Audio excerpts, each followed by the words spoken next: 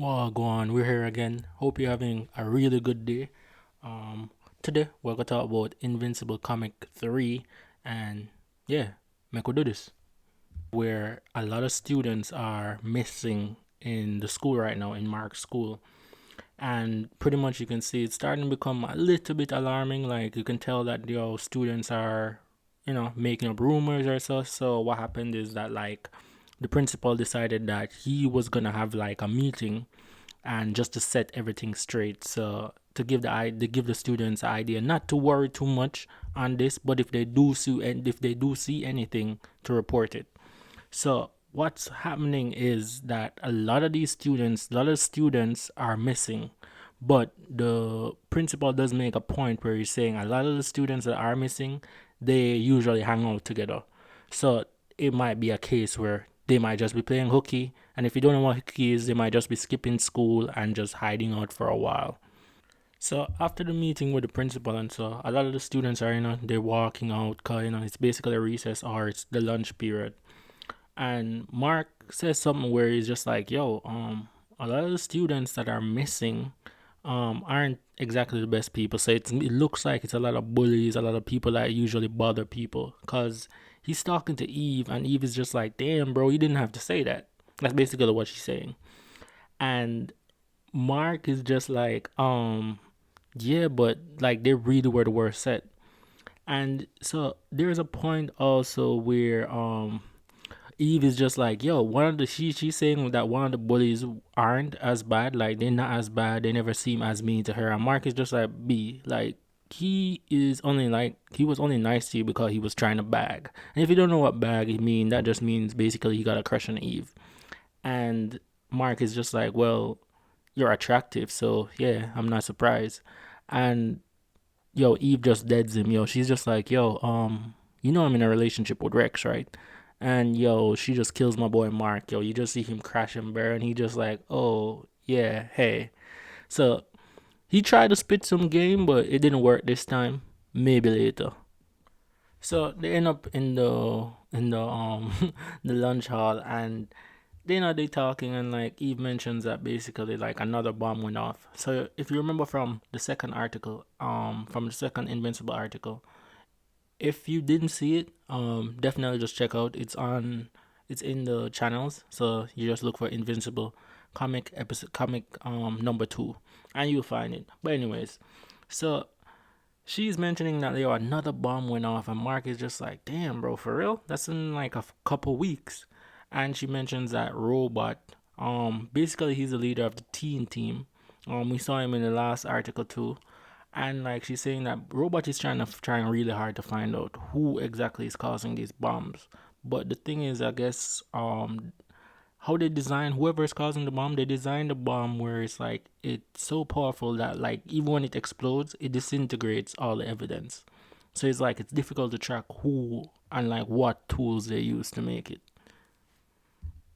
So after this now, they're leaving, and Eve is just like, yo, you should probably come by the lair, the teen team's lair. And she mentions that Robot could really use his help, especially since Robot offered Mark the opportunity to like really join the teen team, and he really didn't give him an answer. So after this now, Mark is just like, yo, I would, but yo, I can't. He gotta work. And like, yo, there's an interesting piece that comes up here. So Eve is just like, yo, isn't your dad a novelist? Like, he's making mad bread. And Mark basically responds, yeah, but he wants me to work to build character. So you can see here that Nolan, yo, you know what I mean? He's trying to have Mark be a good, like, a regular developed student. Like, he wants him to be a really good person, not just relying on his wealth for everything. Yo, so after this, Mark's hating ass friend William, from the last comic. So he basically sees Mark, after talking to Eve, he's just like, yo, I guess the rumor's true. You really are dating. You and Eve are really dating. And Mark is just like, nah, bro, she's just my friend. So after this, now we skip to Mark being at work at Burger Mart, and like you can see, like he's at, and I guess he's working the fries, and like his manager comes around, and like he rushing him, he mad annoying. No, I worked at McDonald's, so I know how annoying some of these managers can be. So I feel it for my boy. Anyways, the manager is just like, yo, a lot of customers are waiting, and then my boy is just like, yo, well, he not stressing it. So the manager says some smart ass shit to him, and Home is just like, all right, well, I guess I didn't know. Like he says, and he responds back with a smart comment, and the manager gets mad and basically tells Mark to go take out the trash. So my boy was just like, yo, you know what? Yo, I'll quit this. He got bread. His dad got bread. He can't let his dad know he quit though, because he was definitely thinking about that. Like, yo, damn, I can't tell my dad this. But he quit that. You know what I mean? And yo, you know what I mean? You got to take care of your mental health. You can't be having, you know what I mean, just people just talking all type of thing about you. But anyways, yeah, continue. So after this, now Mark is home and like they just had their big family dinner with him, Nolan, and his mom Debbie, and like it seemed like it's like what the tradition is like Debbie will cook and then she'll have the boys like Mark and Nolan like clean up. So they're discussing like after the meal, they first off they're bigging up their moms. They're like mom, and they're like Debbie, the food was great. So I guess she made casserole. Anyways. So they chopping it up and they're trying to decide who's gonna wash the dishes. Is it gonna be Mark and Nolan? And they come to some agreement and Nolan says something really interesting. He's just like, yo, bro, you still working at that burger flipping joint? It's not like you really need the money. So when Nolan said this, I was wondering, yo, does Nolan have superhuman hearing? Did he hear this or something? Or was he watching Mark? Cause like him saying this is just like a crazy coincidence. Anyway, Mark doesn't really say anything. He's just like, yeah, I'm still working there. So he doesn't want to tell Nolan yet. I'm guessing he's scared what his dad's gonna do or so. So after dinner, no, Mark goes to his room and like he's getting his costume ready. He's about to like basically go on patrol. And Nolan walks in and he's just like, yo, oh, what you about to do? And like basically, so Mark just tells him like, yo, I'm about to go on patrol. And Nolan's just like, all right, yo, that sounds good. You mind teaming up? And I'm not gonna lie, it seems like Mark is really excited because he actually put emphasis on the teaming up. He's just like, you want to team up? So, anyways, they're flying and what I mean, they're just talking. And out of nowhere, Nolan just disappears. And then he just swoosh back in and just comes back. Turns out there was like a chemical fire in some lab, which he just put out in like mad seconds with enough time to fly right back to Invincible. Like nothing happened, bro. So, as they're flying, they're talking, and Nolan basically compliments Mark. He's saying, you're doing a good job and all that. So they're having a nice, like, a father and son superhero type of bonding. Then later on, they decide to just grab some lunch. Of course, they switch back out to their superhero costumes and, like, they're chopping it up. And Mark asks Nolan a pretty interesting question. He's just like, yo, bro, am I going to be able to fly as fast as you? And basically Nolan is just like, well, I'm not sure. You're not basically, and this might be the premise of the, like Mark not being basically full Viltrumite. Despite Viltrumites having a overly dominant gene, so it's like almost any species they mate with will usually take the trait of a Viltrumite. But the thing is, so Marx asks this, and like Nolan is just like, I'm not sure, but usually with as time goes by, like as they get older, they get stronger. So we don't get a good exact idea of how old Nolan is, but you can guess that he's pretty old based on like how strong he is compared to Mark and the others. So Nolan basically gets a call like on his beeper that he has to leave, and like he shoots off. So pretty much like how he shot it off earlier. I don't know why I'm stammering, bro. But pretty much like how he showed off earlier when they were just flying. He shoots off again to handle this case, but then he comes back and he's just like, yo, Mark, I'm gonna need your help with this. So Mark comes along and yo, it's like some crazy bumbleclad thing are going. So it's like it basically look like some aliens attacking Earth, some big massive like spacecrafts happening, and like Mark is dodging it. You see lasers firing everywhere, explosions, everything. So it's that's some crazy. I don't know if it's some alien invasion going on or some craziness. So, yo, Mark and Nolan just start beating those dudes' asses. Like, there's basically some green form of aliens with like, some type of armor. But when they start looking at him, Nolan mentions that yo, they might be no. All right, so first of all, Nolan is from a different planet, right? So he's seen mad different aliens. Like aliens ain't nothing new to him.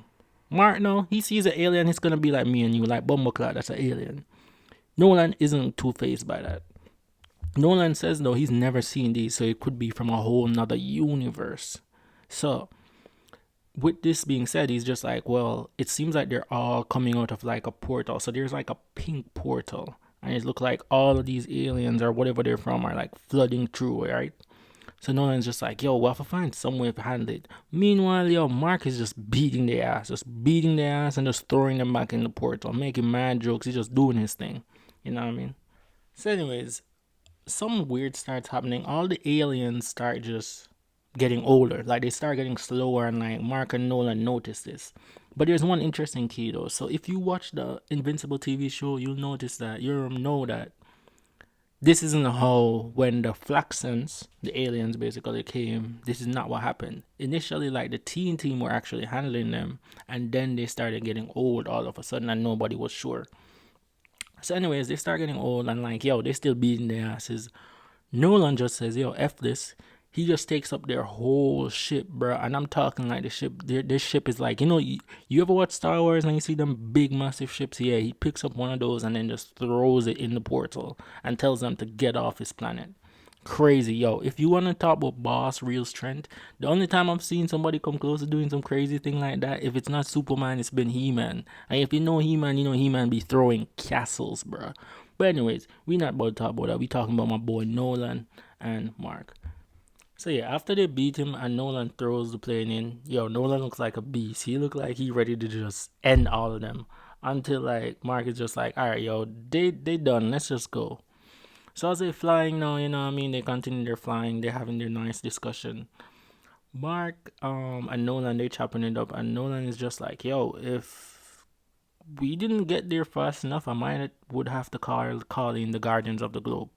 So we haven't seen the Guardians of the Globe yet, or the Megaforce. He did mention the Megaforce. We haven't seen the Guardians of the Globe yet, but if you watch the anime, you should be familiar with them. The Megaforce, though, we haven't seen the Megaforce in the TV show yet. So, anyways, as they're flying, Nolan starts to like he hears something or he senses something, and this is another reason why I think Nolan might have superhuman hearing. So he hears something or senses something. He has to be hearing. And like, yo, he just tells Mark, yo, keep up. And then like, yo, he just shoots off. Like, remember when Mark was telling him that like, yo, he doesn't know how his dad flies so fast? This was a perfect example of that. Cause yo, Nolan shoots off and like Mark is trying his hardest to keep up, bro. Like he gritting his teeth, he trying his best. Anyway, Nolan shoots and like Mark eventually catches up to him, and it turns out that they're at this mall, and Nolan is basically has this kid draped up like, and so I'm like, yo, what's about to happen? Is this the villain? When we take a look, yo, Nolan is just like, tell me who this is to you. He's just like, tell me who did this to you. And I'm like, yo, what happening? And then I'm like, oh, wait, cause when you see the kid that he's draping up, it looked like he could be in Mark's school. So then I start thinking, maybe this kid got a bomb to him. Eventually, we check it, and the kid does have a bomb on him. Unfortunately, though, yo, Nolan didn't have enough time. Yo, he and the kid didn't tell him who did it to him, so he just had to throw him out through basically the ceiling, which he crashed through. So he throws him out the ceiling, and the kid explodes, but they still don't know like who is attached strapping bombs to these people. Because it's clear what I noticed though, when this kid when Nolan got to this kid, it was like the kid was sleeping. So for some reason, it looked like he's drugging them. Whoever is doing it is drugging them, and then strapping a bomb to their chest with a timer, which is really crazy.